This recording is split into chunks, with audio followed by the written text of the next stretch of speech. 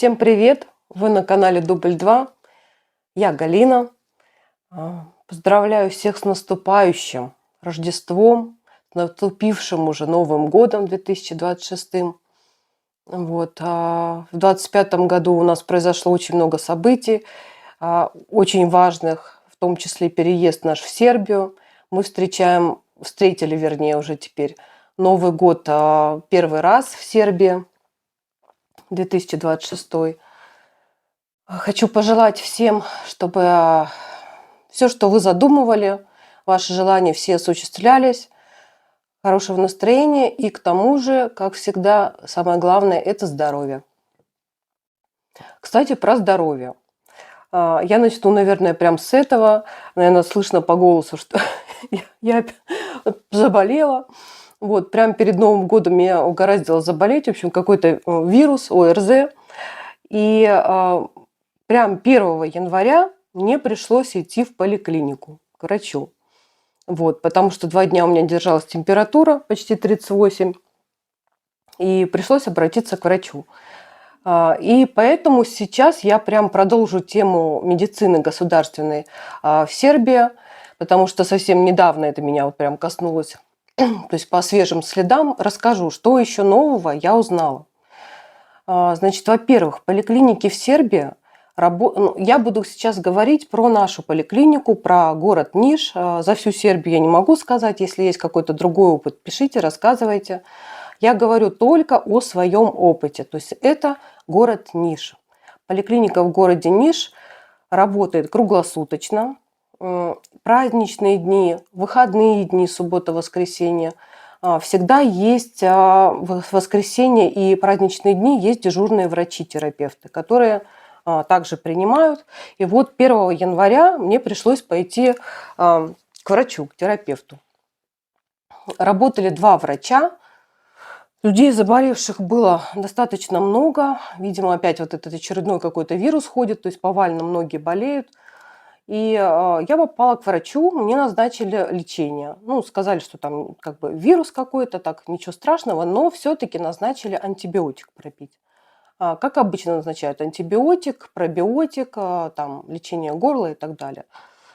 В общем, 1 января я пришла в поликлинику к терапевту. Была очередь, наверное, человек 6 перед нами. Где-то минут 40 мы, наверное, там провели в очереди. Около того, может быть, 30. В общем, врач назначает лечение вам, назначает какие-то лекарства. И дальше система в Сербии работает следующим образом.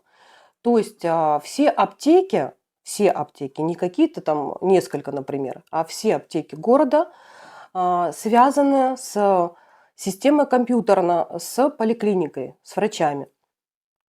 И когда вам врач назначает лечение, какие-то лекарства, то, придя в аптеку в какую-либо и дав свою карточку медицинскую, не карточку, это картица называется, то есть страховка ваша, то аптекарь вносит тоже в компьютер ее данные, там номер, и видит, что вам назначил врач. И самое интересное в этом, что, опять же, о чудо! То есть те лекарства, которые вам выписывает врач в Сербии, вы в аптеке приобретаете с достаточно большой скидкой. Мне выписан был антибиотик, который стоил там порядка 500 рублей. Я его приобрела за 180 динар. 180 динар – это где-то 150 рублей. В общем, нам стало интересно, с какой скидкой, и действительно ли это скидка, почему так дешево антибиотик обошелся. И можно было и другие лекарства купить, тот же пробиотик для горла, в общем, все, что назначил врач. Мы стали узнавать, читать. Оказывается, действительно, в Сербии работает такая система. Все, что выписывает врач, в аптеке видят все это, и вы приобретаете это лекарство со скидкой. Делится там на несколько категорий: А, А1 и Б.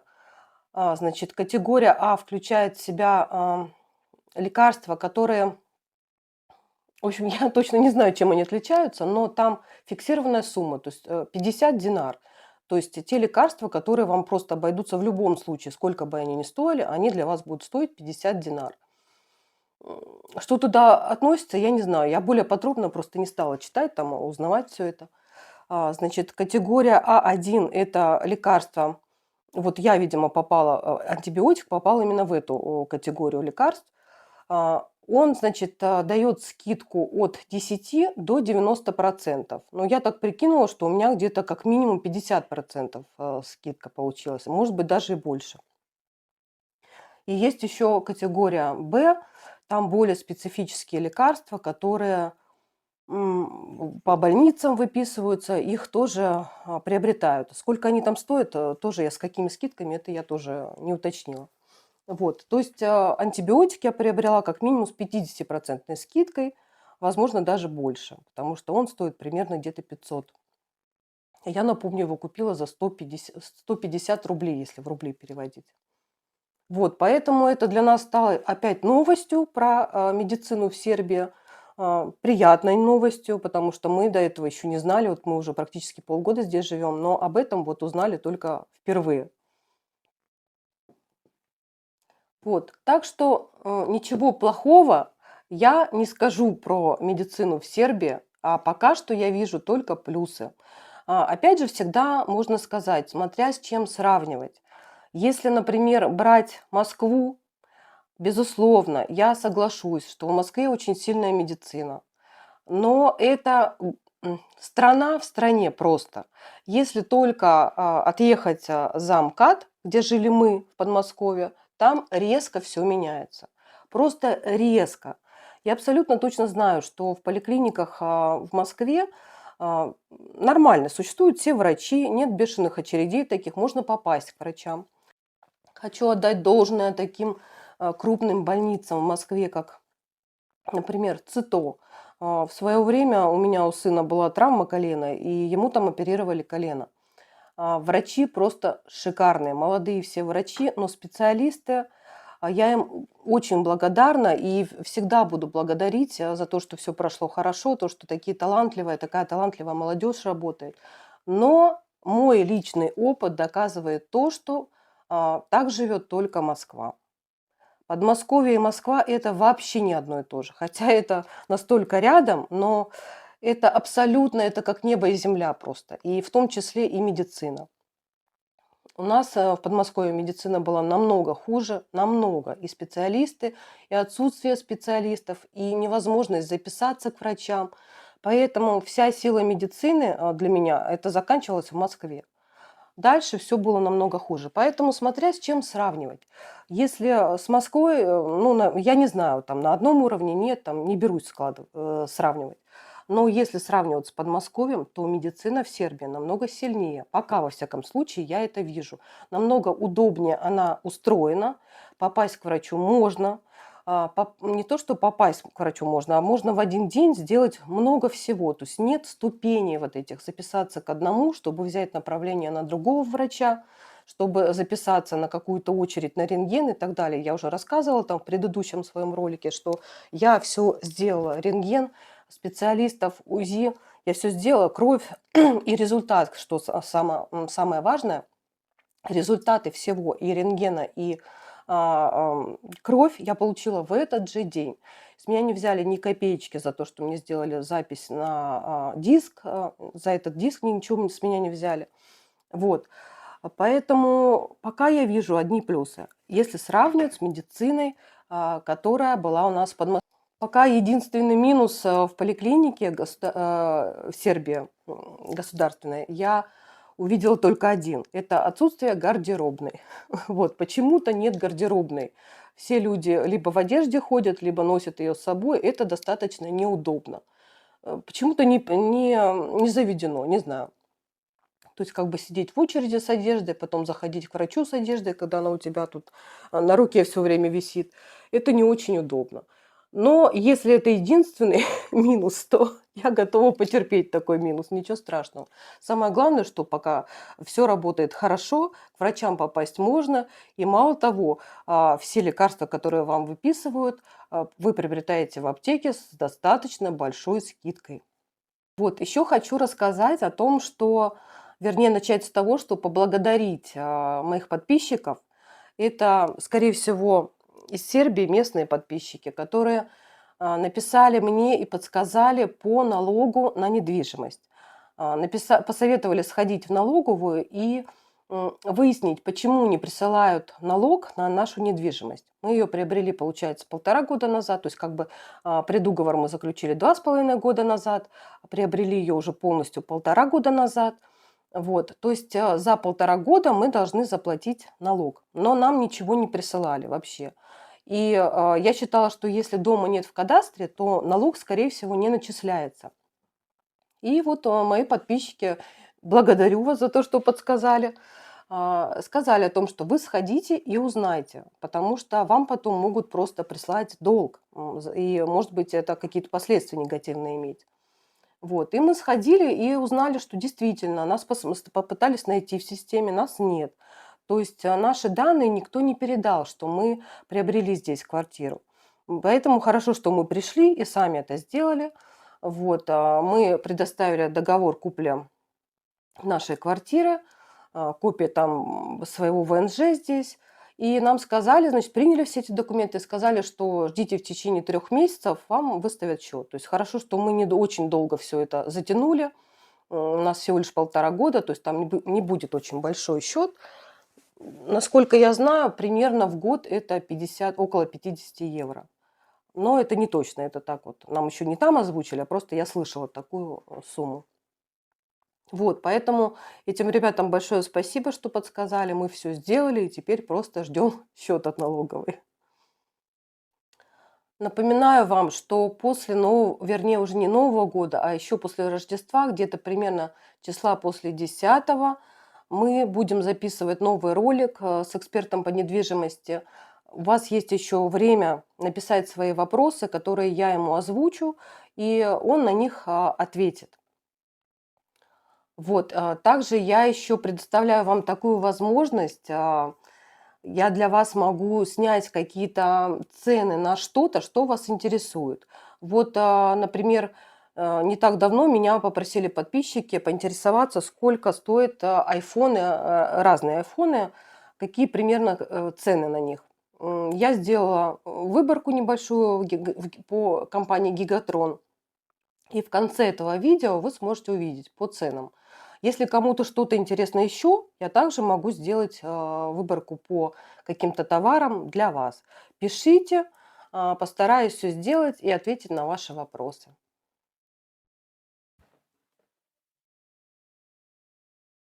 Я закончила вот такую картину. Это девушка из Сербии, сербка. У нее красивые выразительные глаза, потому что женщины из Сербии очень красивые. У них действительно очень красивые глаза, темные волосы, практически все носят длинные волосы. И нарисовала ее в такой национальном костюме, то есть это не полностью костюм, конечно же, это типа платье, и с такими бантиками на рукавах у них в национальном костюме присутствуют именно такие бантики красненькие у женщин.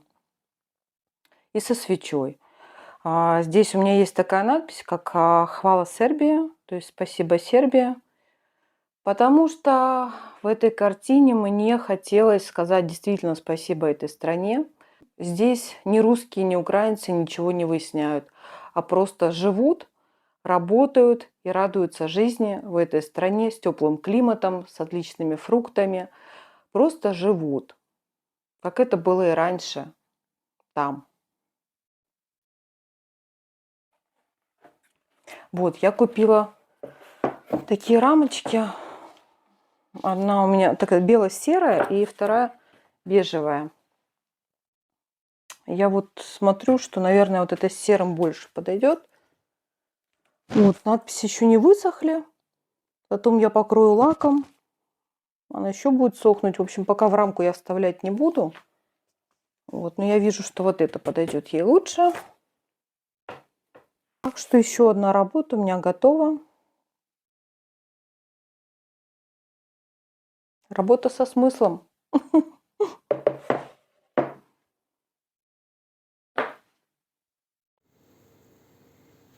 В общем, полностью высохла картина, все надписи высохли, все хорошо.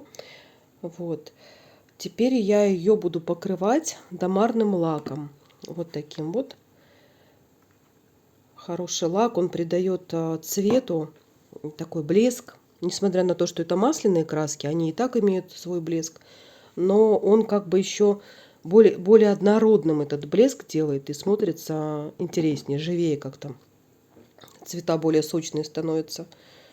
В общем, этот лак имеет в своем составе смолу, скипидар и white spirit, поэтому запах у него резкий, неприятный. В квартире я это делать не буду, лачить. Сейчас я пойду на свою террасу, там все это сделаю, полачу и оставлю до утра сохнуть.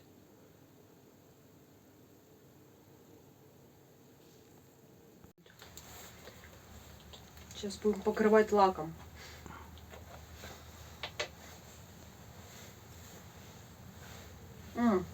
Резкий запах такой. У нас там кто-то приехал.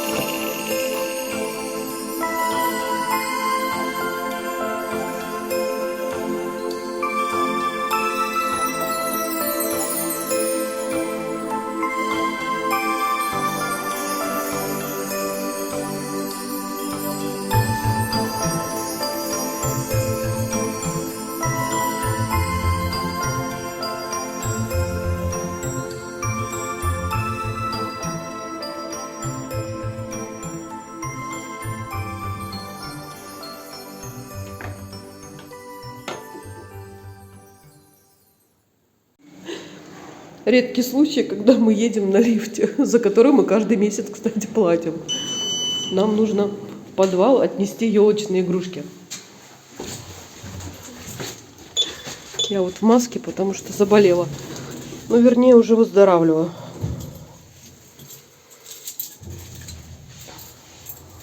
Вот такой у нас клевый лифт. Жалко, что мы на первом этаже.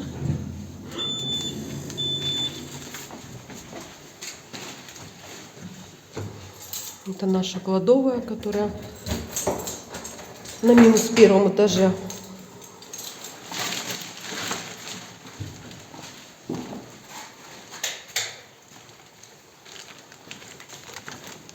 Что?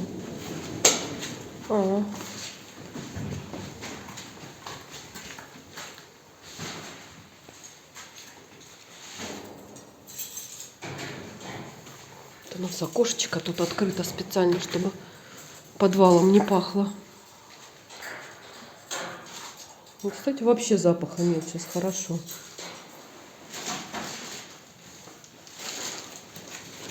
Это наше добро. Ты аккуратненько, там елочные игрушки.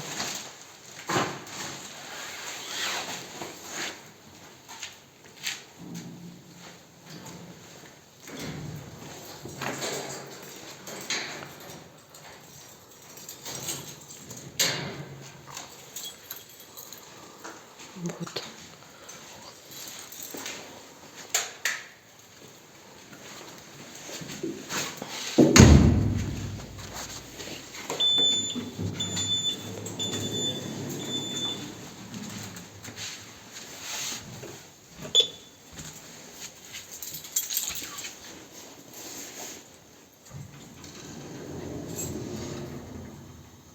Лифт мне наш очень нравится. Жалко, что мы им не пользуемся практически.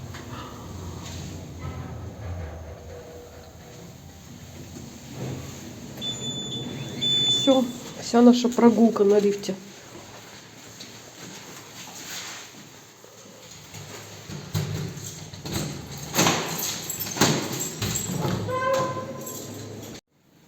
Вот наш отопительный котел.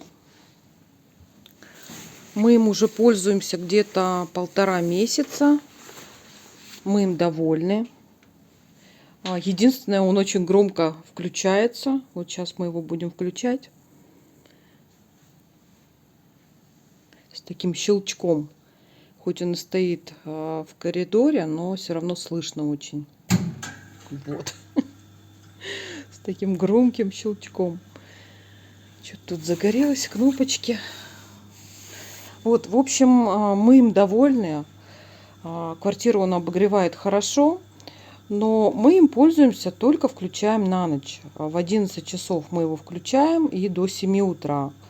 Пока нам этого хватает. Как бы в квартире держится температура где-то без отопления 21 градус. Ну, конечно, если там в кофточке как-то так свитерок, то в принципе нормально. Вот, мы, конечно, не бегаем в футболках, но нормально. И счет за ноябрь нам пришел всего 6500 динар. Вот, мы думали, будет побольше. Но это, еще раз напоминаю, мы включаем отопление только на ночь с 11 до 7 утра. Январь, говорят, будет прохладным. Нам придется и днем его включать. Ну, тогда посмотрим, какой счет придет. Пока очень даже неплохо.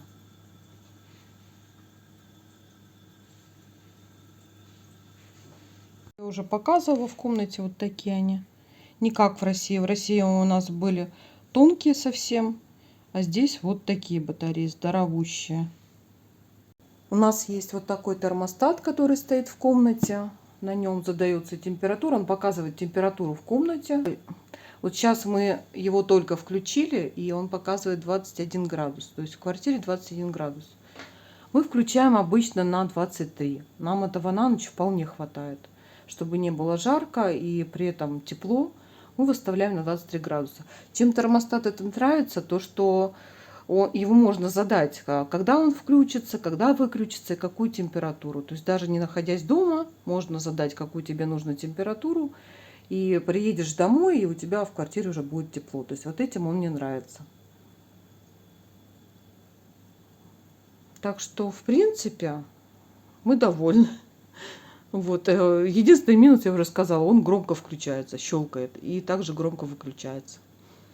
Вот. А выключается и включается он не один раз.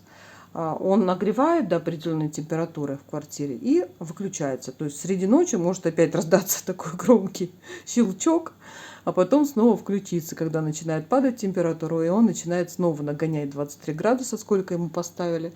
И вот в этот период он вот эти щелчки издает, включение и выключение.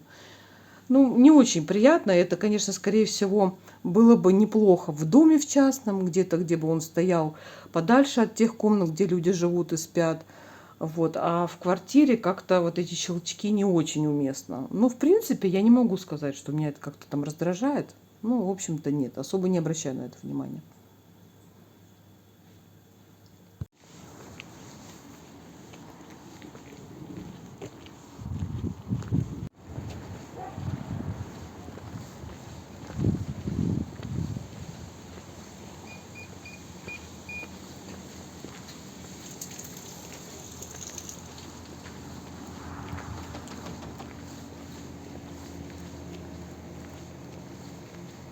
Очень красивые облака. Солнышко такое пробивается.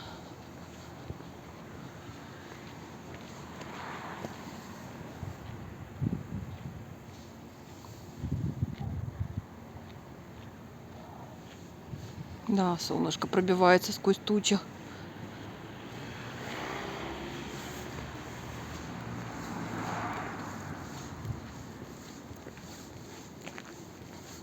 Мы идем еще за продуктами в Lidl. Что-то нам не хватило, решили еще подкупить. Ну, солнце выходит здорово.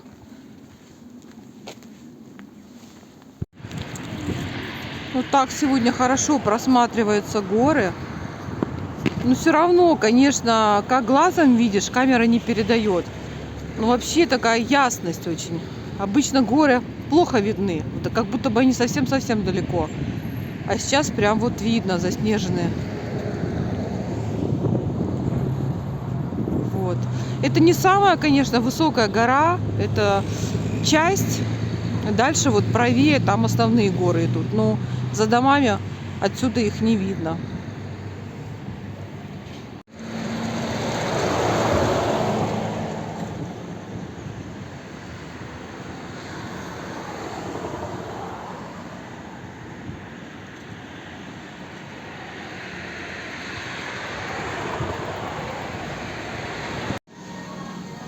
Вот, пожалуйста, картошечка. 42 динара. Мне писали поначалу такие отзывы, что я неправду говорю по ценам. Когда я уезжала из России, картошка там стоила 100 рублей. На минуточку это 120 динар. Здесь, пожалуйста, 42. Лук 39.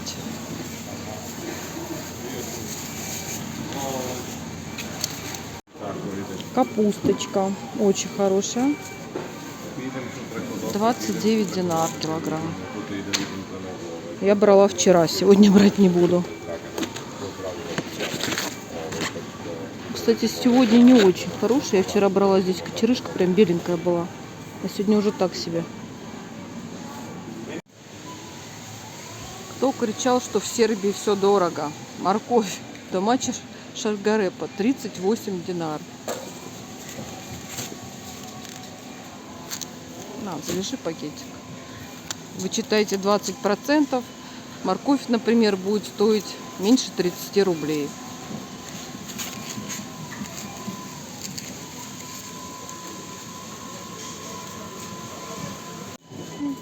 Черри, помидорки 149. Я возьму на салатик. А, и вот еще 139. В общем, какие-то из них 149, какие-то 139.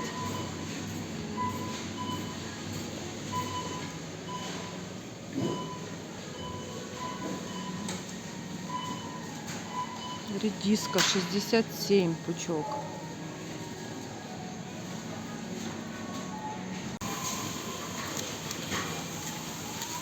Цветная капуста 190. Красная 59. Разве это дорого? Свекла 55.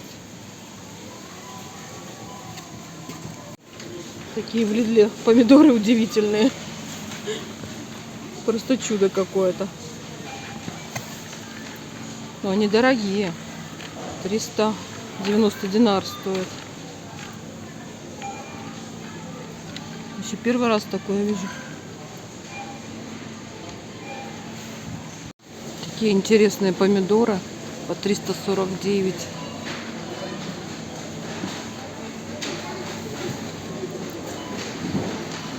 Мягенькие почти даже.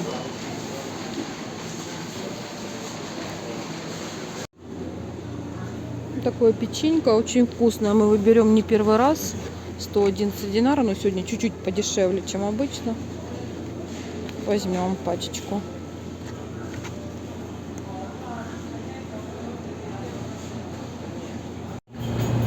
Масло сливочное 205 динар, 200 грамм. Вот я беру такое, мне оно нравится очень. И сегодня еще по акции другое масло 280. Оно здесь в коробочке не лежит, мы в другом месте взяли. Вот такое. Я его еще ни разу не брала. Здесь 250 грамм, стоит оно 280 динар. Но это по акции. Так оно аж 350 стоит. Сегодня возьмем попробовать. Вот йогурт. 1 килограмм 109 динар.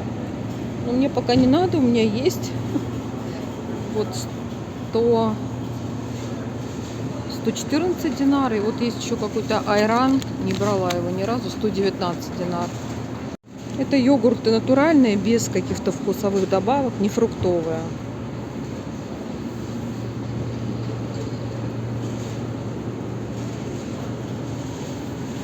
Тут кефир есть.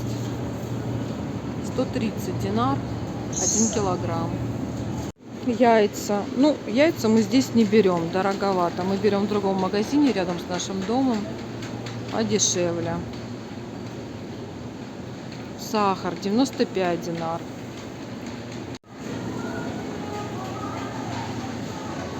Это мука 47 динар. Очень много замороженной выпечки. И, кстати, достаточно вкусно. Мы брали на пробу вот такие круассаны. Очень вкусно. Стоит 260 динар. Здесь 1 килограмм. С разными начинками.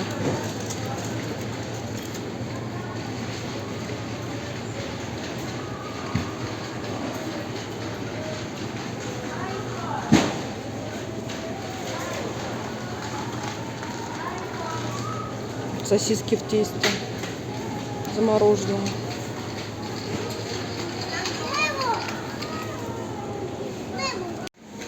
И томатная паста 59 динар, 500 миллилитров. Я брала хорошие соусы. Вот это для мариновки очень хороший соус. Я тоже брала для маринования мяса. Но его можно добавлять и в салат. То есть там на уксусной основе соус. Ну, такой не чистый уксус. Поэтому его можно немножко в салат добавлять. Такой соус не брали ни разу, не знаем. Вот такой брали.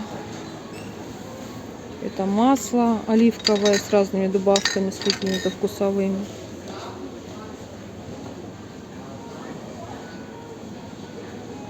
Соус песто 250 динар. Соус с чесноком вот такой вот 199 динар. А это сент. Это хрен, да, по-моему, сент? Горчица. Горчица? А хрен мы брали, как она называлась. Вот французская горчица. 134 динара.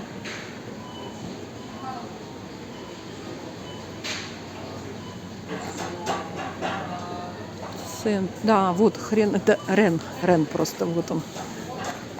Это рен называется. Это хрен. Кетчуп 160 динар, 140 динар. Цены очень разные на кетчуп. Вот 98 есть динар, 170. Майонез 89. Ух ты, какая хорошая цена. Надо взять. Я его беру обычно. Сегодня он прям по акции, по хорошей цене. Макароны 63 динара. Спагетти 67, 76. Есть подороже, вот 170. Есть по 80. 64.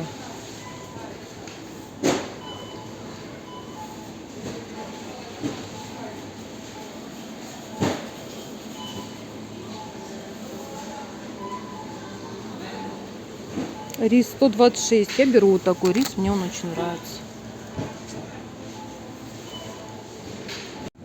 Окорочка. Я сегодня взяла окорочка по 343. Вот курочки рядом. 199 динар. Вообще сегодня на мясо немного акций, поэтому я остановилась только на окорочках. Вот сегодня на окорок очень хорошая акция. Я возьму 2 штучки. 220 динар за 300 грамм. Вот это свиная шея мы тоже берем иногда. 280.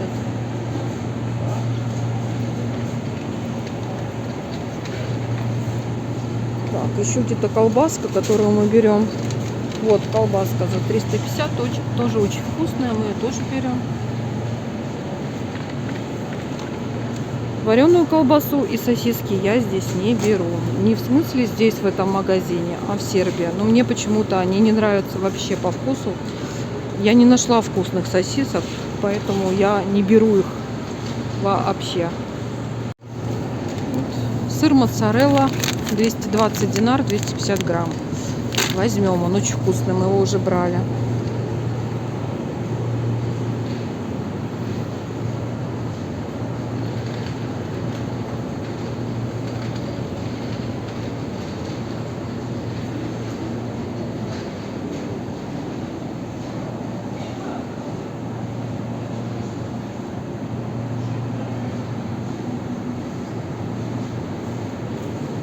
Пробовали еще вот этот сыр, тоже вкусный. Ну, так особо больше ничего не пробовали. Вот молодец сыр, это такой солененький сыр, типа греческого. 250 полкилограмма. И есть вот, опять же, та же история, заканчивается срок годности, и стоит он 190. Я возьму его, потому что мы его сегодня-завтра съедим. Какая мне разница. Сегодня в Лидле шикарная акция как раз для меня. По 600 динар стоят большие холсты 50 на 70. В общем, я сегодня удачно зашла, взяла 4 штуки. И есть вот такие наборы. Маленькие холсты, ну их тут 2 штуки. Тоже по 600 динар. Это очень дешево. Набор красок масляных 600 динар тоже. А кисти вообще просто 400 динар. Вот такой набор кистей. Ну, я бы взяла как бы, но у меня много кистей. Но это очень-очень дешево.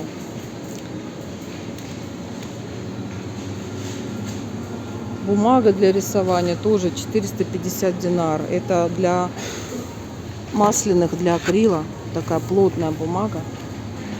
В общем, мне сегодня повезло. Вот такую штучку мы еще сегодня взяли. Ну, тоже по акции за 600 динар. Для дома. Ну, у нас есть одна, но я поставлю еще в своей комнате и у сына. А то у меня стоит, а у него нет. Показывает влажность воздуха, температуру. В общем, мы взяли.